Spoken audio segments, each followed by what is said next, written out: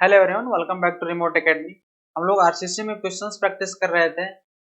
ये लेक्चर जो है ये छठवां क्वेश्चन प्रैक्टिस होगा, जो कि सीरीज काफी दिनों से चलता हुआ आ रहा है। तो चलिए स्टार्ट करते हैं हम लोग उसी क्रम में। Torsion resisting capacity of a given reinforced concrete section. दिए गए प्रबलित कंक्रीट अनुभाग की विमोचन त्वरण विरोध क्षमता।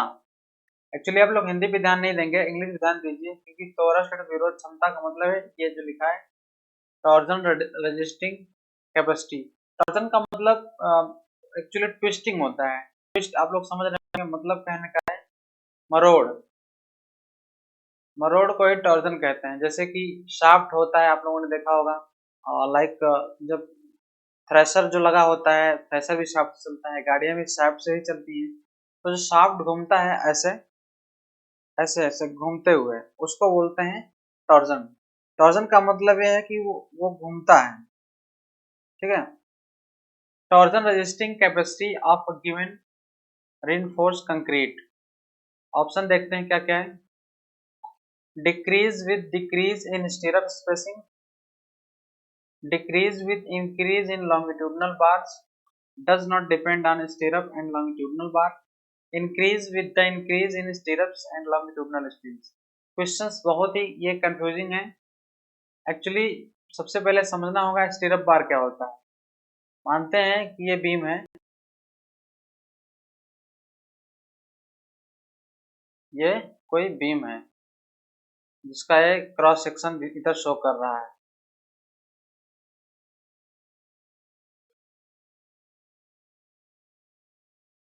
ये बीम है, क्रॉस सेक्शन है। तो इसमें बेंटअप सॉरी स्टीरअप बार जो लगेंगे ऐसे लगेंगे। स्टीरअप का मतलब है जो छल्ले लगे होते हैं, रिंग जिनको बोलते हैं। जो रिंग होते हैं उनको स्टीरअप्स बोलते हैं। वो ऐसे लगे होंगे छल्ले, आप लोगों ने सब लोगों ने देखा होगा। तो इन छल्लों को ही स्टीरअप बार्स बोलते हैं। स्टीरअप, और ये शियर रेजिस्टेंस के लिए यूज करते हैं, और इसके साथ ही टॉर्जन रेजिस्टेंस में भी ये मदद करते हैं। टॉर्जन रेजिस्टेंस और शियर रेजिस्टेंस इन दोनों मदद करते हैं। अब जितनी ही ज्यादा ये करीब होंगी उतनी ही ज्यादा रेजिस्टेंस होगी, क्योंकि ये रेजिस्टेंस टॉर्जन रेजिस्टेंस और शियर रेजिस्टेंस के लिए यूज की जाती है। तो जितने ज्यादा करीब होंगी ये बार्स, टाई बार्स, या फिर बोल सकते हैं इनको स्टीरअप्स। स्टीरअप्स, ठीक है। जितने ज्यादा करीब होंगी उतनी ही ज्यादा ये रेजिस्टेंस लाएंगी, प्रतिरोधकता लाएंगी। तो फिर से पढ़ते हैं हम लोग ऑप्शन क्वेश्चंस के साथ में। Torsion resisting capacity of a given reinforced concrete section. Torsion resisting capacity है, फिर टॉर्जन को रोकने की कैपेसिटी है। क्या दिया है? Decreases with decrease in स्टीरअप spacing. स्टीरअप spacing decrease करने का मतलब होता है कि और पास पास लाएंगे, और पास पास लाएंगे तो उनकी कैपेसिटी बढ़ेगी। इसलिए ये वाला ऑप्शन जो है ये हो गया फॉल्स। फॉल्स कह लीजिए, या फिर ये वैलिड नहीं है। अगला ऑप्शन क्या है? Decreases with increase in longitudinal bars. Longitudinal bars ज्यादा कर देंगे, जैसे एक ये लॉन्गिट्यूडनल बार है, ये है, ये है, बीच में और भी ऐसे होंगे लॉन्गिट्यूडनल बार, ये चीज जो कि ऐसे ऐसे होंगे। तो इनसे भी कुछ खास इनका मतलब नहीं है। अगला question, does not depend upon stirrup and longitudinal steels. Longitudinal steel और स्टीरअप पे डिपेंड नहीं करता है, ये भी गलत है। चौथा option, increases with the increase in stirrups and longitudinal steels.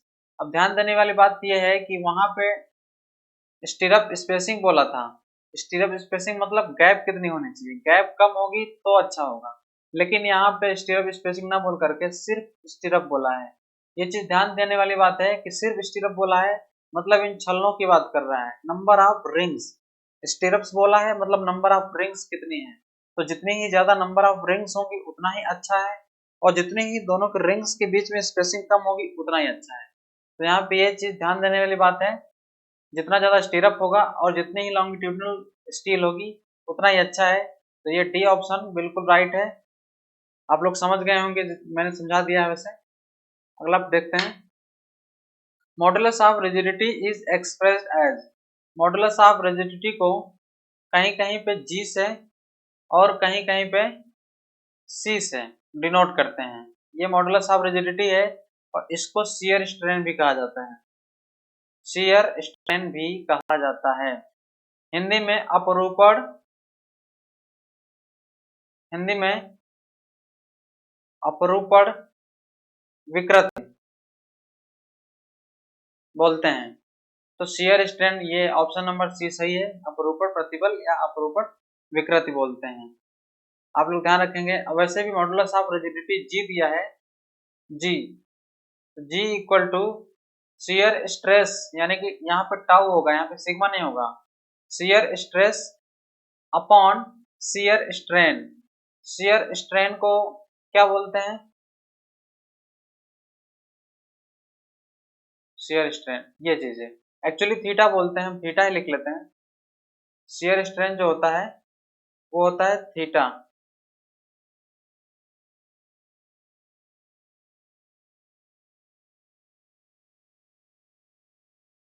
Theta, ये वाला फॉर्मूला क्वेश्चन में पूछा है, इसी क्वेश्चन में ये वाला फॉर्मूला पूछा है कि मॉडुलस ऑफ रिजिडिटी सी या जी जो है टाउ अपॉन थीटा होता है। और थीटा क्या है यहाँ पर? थीटा है शियर स्ट्रेन, शियर स्ट्रेन। ये क्वेश्चन डायरेक्ट पूछा जाएगा आपको, आपके लिए। और टाउ क्या है? शियर स्ट्रेस है, शियर का स्ट्रेस है, इसे ध्यान रखेंगे। Next, shear reinforcement in RCC beam provided to resist. Shear reinforcement क्यों प्रोवाइड किया जाता है, क्या रजिस्ट करने के लिए? एक्चुअली इसमें punching, compression stress, bending stress, इन सब में ये सब कुछ नहीं, सिर्फ डायगोनल टेंशन को रोकने के लिए किया जाता है। डायगोनल टेंशन जब आता है तो वहां पे प्रॉब्लम होती है, इसलिए शियर इन्फोर्समेंट जो होता है वो डायगोनल टेंशन से बचा लेता है। यहाँ पे मैं बता देता हूँ, जैसे मान लीजिए एक कॉलम और बीम का कॉम्बिनेशन है, ये कॉलम और बीम है मान लीजिए। तो यहाँ पे डायगोनल टेंशन के लिए, यहाँ पे डायगोनल टेंशन आने के चांसेस ज्यादा रहते हैं इनके कंजंक्शन पे। कॉलम और बीम के इंटरफेस पे आने के चांसेस रहते हैं, तो यहाँ पे वेंटअप बार लगाते हैं, ऐसे वेंटअप बार भी लगाते हैं और शियर इन्फोर्समेंट भी क्लोजिंग क्लोजिंग लगाते हैं। तो यहाँ पे डायगोनल टेंशन को रोकने की काम करता है शियर इन्फोर्समेंट। तो ऑप्शन नंबर ए सही है, ध्यान रखेंगे। बेंडिंग स्ट्रेस बिल्कुल नहीं, बेंडिंग स्ट्रेस तो बॉटम पे या फिर जहाँ पे टेंशन आता है वहां पे होता है, और ये डिफ्लेक्शन के लिए होता है बेंडिंग स्ट्रेस। जहाँ बेंडिंग झुकाव होती है वहां पे होता है, तो हो नहीं सकता। कंप्रेसिव स्ट्रेस है नहीं, डायगोनल स्ट्रेस राइट आंसर है। अगला question, using to legged vertical स्टीरअप्स of 6 mm diameter. Question में थोड़ा बड़ा कर दूं, नहीं दिख रहा होगा। Using to legged vertical stirrups of 6 mm diameter, mild steel Fe250, find spacing to resist 70 kN shear force. Size of beam is 300 mm into 1000 mm effective. यहाँ इफेक्टिव लिखने का रीजन क्या है? इफेक्टिव लिखने का एक ही सिंपल सा रीजन है, और वो ये है कि इफेक्टिव डेप्थ की बात किया है वो। ये चीज ध्यान देंगे, इफेक्टिव डेप्थ की बात किया है, ठीक है। और 300 क्या है? 300 जो है वो है विड्थ।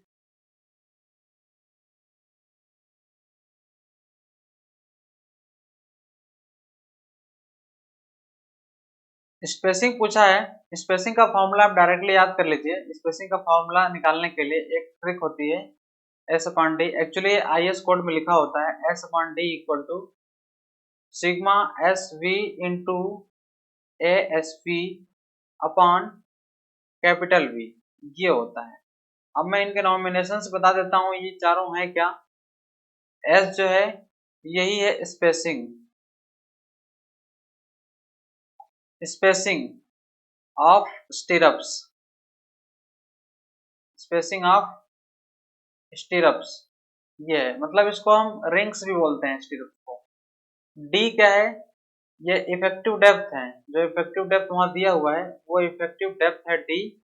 इसके अलावा सिग्मा एस वी क्या है, वी जो दिखाता है वो शेयर दिखाता है। वी क्या दिखाता है, वी शेयर को दिखाता है, हम लोग ध्यान रखेंगे। और एस क्या दिखा रहा है, स्टील दिखा रहा है, means stress of steel in shear, या हम सीधे कह सकते हैं shear stress, shear stress of steel, S V यहाँ लिख लेते हैं। उसके बाद ए एस वी क्या है, यहाँ पे है area of shear reinforcement, area of shear reinforcement याद रखेंगे। वी क्या है, ये है शियर फोर्स,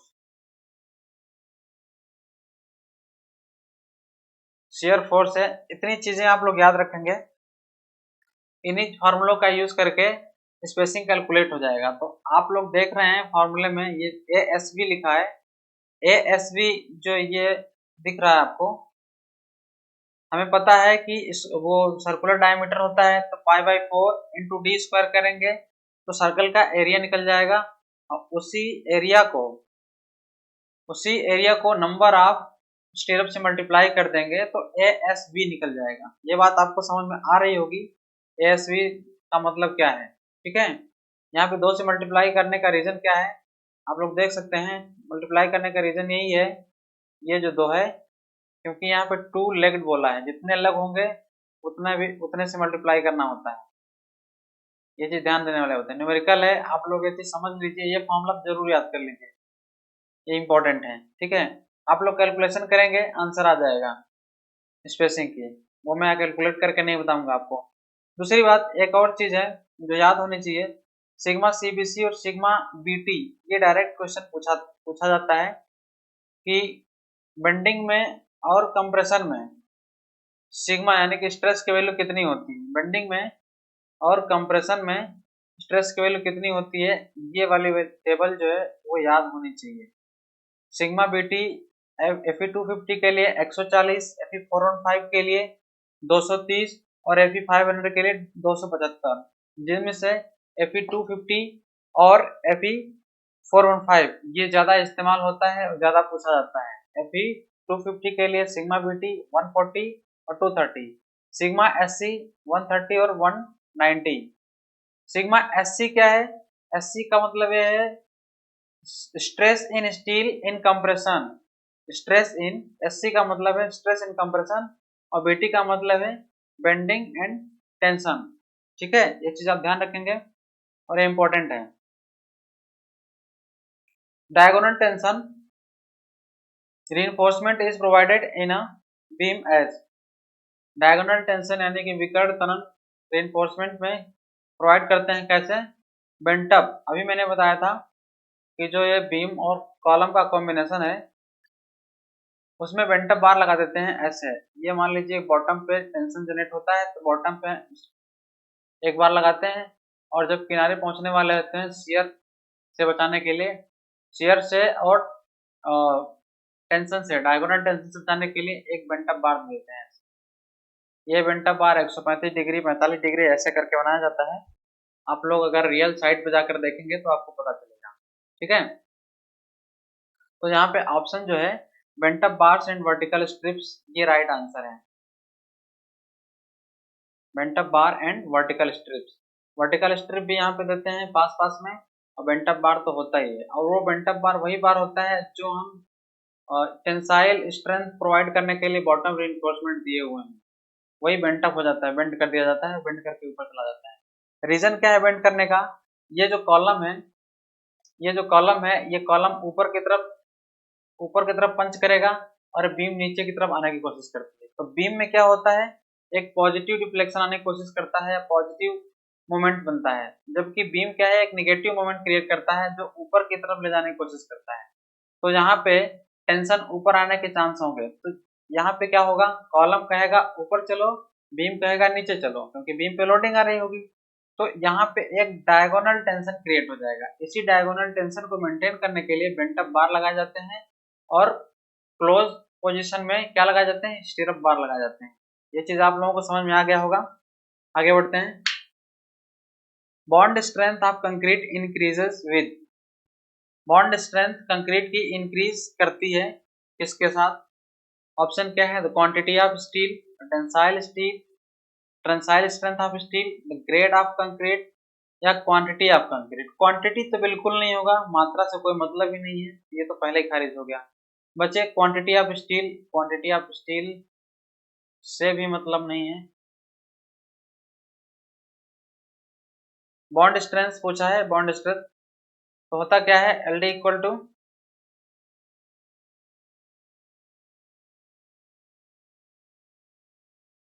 पाई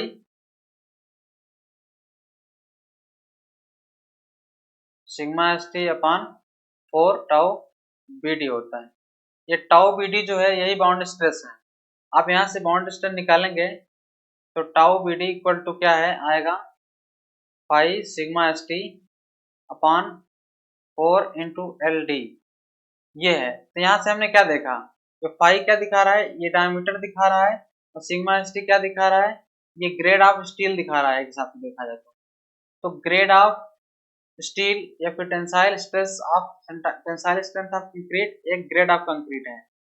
तो मेरे हिसाब से बॉन्ड स्ट्रेस जो है ग्रेड ऑफ कंक्रीट पे डिपेंड करता है, जितनी ज्यादा ग्रेड होगी उतनी ज्यादा बॉन्ड बनेगी।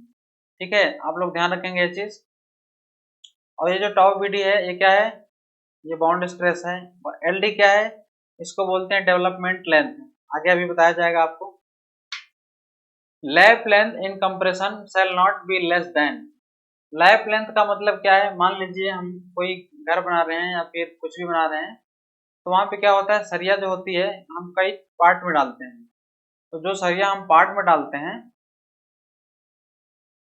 कहने का मतलब यह है कि एक सरिया बनाए, अगर ये छोटी पड़ गई इसके ऊपर और ले जानी है, तो सरिया ये नहीं कि हम उसे ऊपर से उठा देंगे, थोड़ा सा उसमें लैप देंगे, फिर उसको हम इसको जोड़ देते हैं ऐसे सरिया को। आप लोगों ने चीज देखा होगा, सरिया दूर दूर हो गया ऐसे होता है, ऐसे, फिर इसको जोड़ दिया जाता है ऐसे। तो ये जो लैप लेंथ है यहाँ से लेके यहाँ तक, लैप लेंथ का मतलब है कि एक दूसरे के ऊपर कितनी चढ़ी हुई होंगी सरिया, ये बताता है। अगर कंप्रेशन है तो कंप्रेशन में कितना? 24 फाई होना चाहिए। फाई यहाँ पे क्या दिखाता है? Dia of steel bar, dia of bar कर बोलते हैं। यहाँ पे फाई जो दिखा रहा है डाया ऑफ बार है, ये चीज है।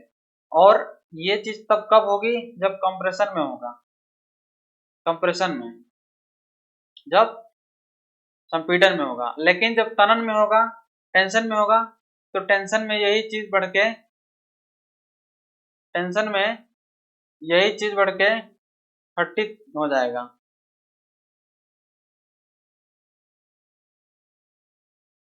35, ये चीज ध्यान रखेंगे, टेंशन में 35 और कंप्रेशन में 24 फाई।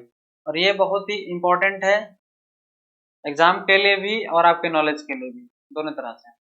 दो केस थे आपको मैंने बता दिए हैं, याद रखिएगा। तो यहाँ पे क्या पूछा है कंप्रेशन के लिए? तो कंप्रेशन के लिए कितना होता है? 24 फाई, जितना डाया है उसका 24 टाइम्स। एक चीज और ध्यान देंगे इसमें, अगर डाया दो टाइप के हैं, जैसे मान लीजिए ऊपर का डाया दूसरा है, नीचे का डाया दूसरा है, तो कम वाला डाया लेंगे, ये ध्यान रखना आप। अगला क्वेश्चन, कंक्रीट सेक्शन, पूरा क्वेश्चन नहीं है, मैं हिंदी पढ़ देता हूँ। प्रबलित कंक्रीट अनुभाग का डिजाइन बनाते समय दो अलग अलग व्यास के स्टील जब जोड़े जाते हैं तो लैब की लंबाई की गणना किस व्यास के आधार पर की जाती है? अभी मैंने पहले जो बताया वही क्वेश्चन पूछ लिया है इधर, कि अगर कंक्रीट हम लैब दे रहे हैं तो उस लैब में अगर एक ज्यादा डायमीटर की हो और एक कम डायमीटर की हो, तो हम जो 24 फाई और 35, 24 फाई और 35 की बात कर रहे थे, ये हम उस ये फाई की वैल्यू जो लेंगे स्मॉलर डाया, ठीक है, मतलब जो कम डाया होगी वो लेंगे। तो यहाँ पे आंसर जो है ऑप्शन नंबर बी में है, ऑफ स्मॉलर बार डाया। ठीक है, ध्यान रखेंगे ये लोग। कुछ एक्सप्लेनेशन है, देखते हैं क्या लिखा हुआ है। डेवलपमेंट लेंथ, अभी मैंने फार्मूला जो बताया था वही फार्मूला लिखा हुआ है यहाँ पे, देखिए। Development length equal to sigma S T 5/4 tau B D, ये पहले मैंने बता दिया था। और इसके ये डेवलपमेंट लेंथ ही एक टाइप का लाइफ लेंथ है। एलडी को हम डेवलपमेंट लेंथ कहते हैं, डेवलपमेंट लेंथ।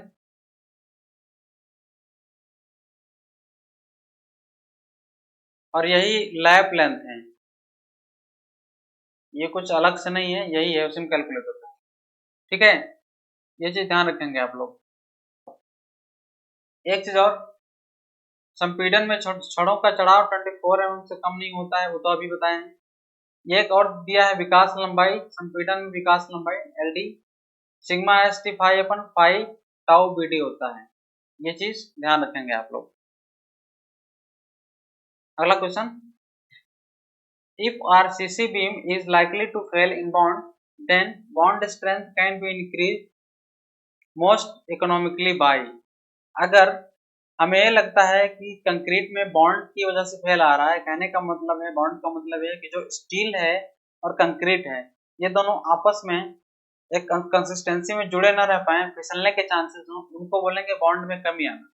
तो अगर ऐसे बॉन्ड की कमी आ रही है, बॉन्ड स्ट्रेंथ में कमी आ रही है, तो क्या करेंगे कि बॉन्ड बढ़ जाए। तो जैसे मान लिया हमने 32 mm का मान लीजिए कि हम लगाए थे, 32 mm या मान लीजिए 24 mm, 24 5 हमने मान लीजिए स्टील लगाया था, mm कर लेते हैं यहाँ। इसके मान लीजिए हमने 6 स्टील बार लगाए थे, लेकिन ये बॉन्ड में फेल हो रहा है, तो इसके जगह पे हम इसी स्टील में चेंज कर दें तो बॉन्ड हमारा क्रिएट हो जाएगा। उसके लिए क्या करेंगे, उसके लिए हम क्या करेंगे, इस डाया को कम कर देंगे, हम 18 mm लगा देंगे, 18 mm 5, लेकिन सरिया लगा देंगे कितने, 10 लगा दीजिए। यहाँ पे स्टील, एरिया ऑफ स्टील उतना ही रहेगा, बस नंबर ऑफ स्टील बढ़ जाएगा और डाया कम हो जाएगा। फायदा क्या है, और ऐसा हम लोग क्यों करते हैं, उसका रीजन ये है, ऐसा हम लोग इसलिए करते हैं क्योंकि हमें पता है कि जो सरिया है, मान लीजिए ये सरिया है, तो ये इस सरिये में क्या होता है, रिब्स बने होते हैं ऐसे, और इस पे कुछ टीएमटी जो भी लिखा होता है ऐसे लिखा होता है, ब्रांड नेम भी लिखा होता है। तो बॉन्ड तो इन्हीं की वजह से बनता है, रिब्स की वजह से। तो इस सरिया में हम क्या देख रहे हैं कि इनके सरफेस पे ही सिर्फ बॉन्ड बन रहा है, अंदर से कोई मतलब नहीं है। और सरफेस एरिया अगर हम बढ़ा दें किसी भी हालत में, मतलब कहने का ये है कि स्टील उतनी ही रखें और सरफेस एरिया बढ़ा दें, तो होगा क्या, सरफेस एरिया बढ़ेगा तो उनकी कांटेक्ट ज्यादा बढ़ेगा, अगर कांटेक्ट बढ़ेगा तो बॉन्ड बढ़ेगा, सिंपल सी बात है, कांटेक्ट बढ़ने पे ही बॉन्ड बढ़ेगा। तो कांटेक्ट एरिया बढ़ाने के लिए उसका सरफेस एरिया बढ़ाना पड़ेगा, और सरफेस एरिया हम ये जानते हैं कि जितना कम डायमीटर हो उतना ही ज्यादा सरफेस एरिया होगा। कैसे, मान लीजिए ये जो 24 mm का एक 6 स्टील है, 24 mm के जो 6 स्टील है, उसको हमने जब कैलकुलेट किया तो 5/4 इंटू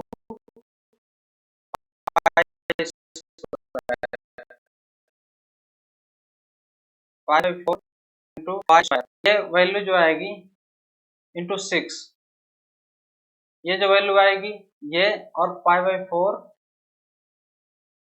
ये 5/1 मान लेते हैं, दूसरा 5/2 इंटू 10, यहाँ पे वैल्यू ज्यादा आएगी ये वाली। ठीक है, आप लोग कैलकुलेट करके देखिएगा, ज्यादा आएगी ही आएगी। ठीक है, तो यहाँ से आप लोगों को पता चल गया कि कम डायमीटर का रखेंगे तो सरफेस एरिया ज्यादा आएगा, और सरफेस एरिया ज्यादा आएगा तो कांटेक्ट ज्यादा आएगा, और कांटेक्ट ज्यादा आएगा तो बॉन्ड स्ट्रेंथ ज्यादा आएगी। बस यही कॉन्सेप्ट था।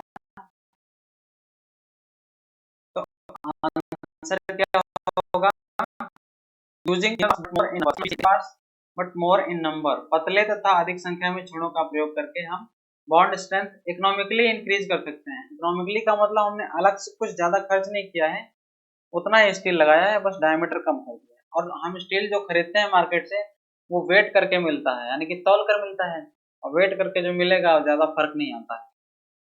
Next, bond strength between steel and concrete is due to, concrete और स्टील के बीच में बॉन्ड जो होगा, फ्रिक्शन, बिल्कुल फ्रिक्शन जो होगा वो तो होगा ही, क्योंकि जो रिब्स बने हैं, जो रिब्स होते हैं कंक्रीट में, रिब्स सॉरी उसमें स्टील में जो रिब्स होते हैं उसकी वजह से फ्रिक्शन आएगा ही आएगा। ठीक है, फ्रिक्शन आएगा ही आएगा। लेकिन एक टाइप का अडेशन भी आता है। अब अडेशन क्या चीज है? अडेशन को बोलते हैं असंजक बल। असंजक बल में कहने का मतलब ये है कि हमने जो कंक्रीट पेस्ट बनाया, कंक्रीट पेस्ट, इसमें सीमेंट की कुछ प्रॉपर्टी होती है और सीमेंट सरिया को चिपका के रखता है। ये चीज है सरिया और कंक्रीट मटेरियल, ये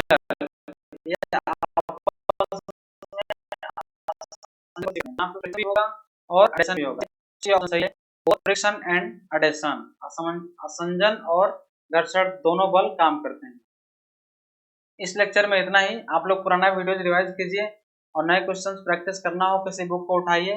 जो कंफ्यूजन हो आप वो बुक मुझे सीधे शेयर कीजिए। आप रिमोट एकेडमी व्हाट्सएप ग्रुप में शेयर कीजिए, उसका जवाब आपको नेक्स्ट वीडियो में मिल जाएगा। आपको कोई प्रॉब्लम हो कमेंट कीजिए, कमेंट में जवाब मिलेगा। ठीक है, ओके।